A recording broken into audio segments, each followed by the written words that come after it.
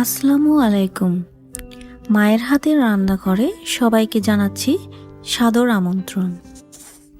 আজকে আপনাদের জন্য রয়েছে রোল পুলি পিঠা বা সুইস রোল পুলি পিঠার রেসিপি।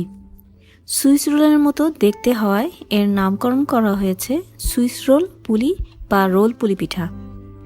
রোল পুলি পিঠাটা তৈরি করাটা যেমন সহজ, খেতেও ভীষণ মজা। আজকের এই ইউনিক পিঠাটা আপনাদের কাছে ভালো লাগবে আশা করছি।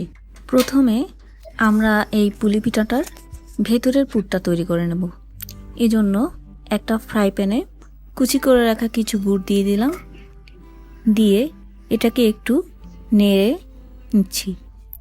এ সময় চুলার আঁচটা লো মিডিয়ামে থাকতে হবে। এখন এতে আস্ত গরম মশলাগুলো দিয়ে দেব।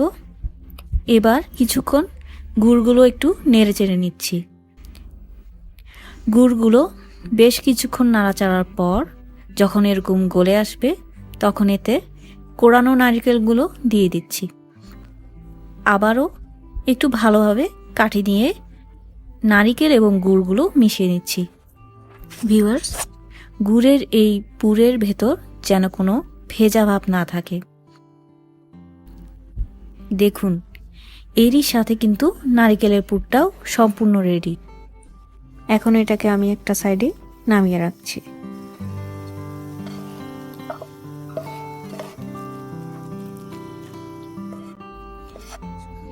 এবার আমরা পুলি পিঠার ডোটা তৈরি করে নেব।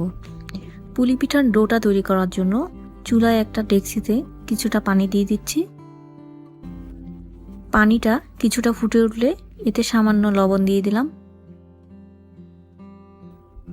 এবার এখানে শুকনো চালের গুঁড়াগুলো দিয়ে দিচ্ছি।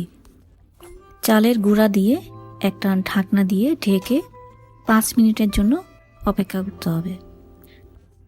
5 মিনিট ঢাকনা দিয়ে ঢেকে ডোটাকে সিদ্ধ করে নিয়েছি। এখন ঢাকনাটাকে উঠিয়ে নিচ্ছি।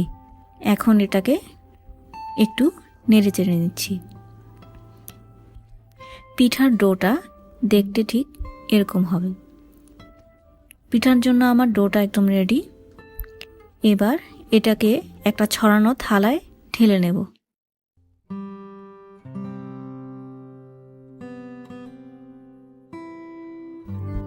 ডোটাকে হালকা গরম অবস্থায় এবার মথে নিচ্ছি।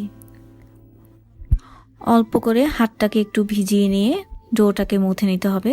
ডোটা যদি পারফেক্টভাবে মথা হয় তাহলে আমাদের পিঠাটাও কিন্তু পারফেক্ট হবে। ডোটাকে আমি খুব সফট করে মথে নিয়েছি। আমার এখানে মোট 3টি ডো হয়েছে। এখন এই ডোটা থেকে কিছুটা নিয়ে একটা মোটা রুটি বেলে নিচ্ছি।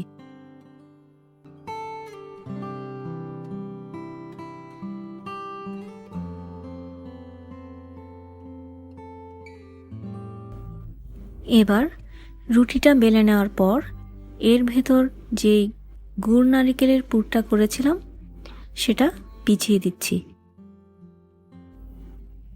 এখন এই রুটিটাকে একটু টাইট করে রোল করে নিতে হবে, প্রায় সুইস রোলের মতো অনেকটা।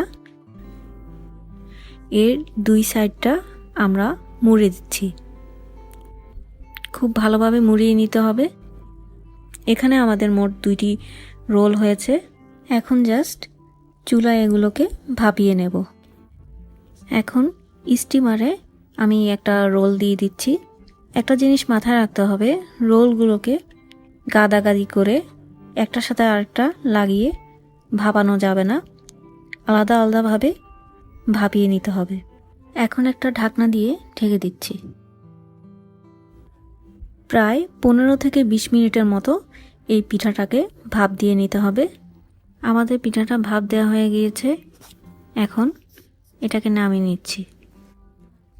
আর ভিউয়ার্স, একটা জিনিস মাথায় রাখবেন, পিঠাটা যখন হয়ে যাবে তখন এটার কালারটাই পাল্টে যাবে।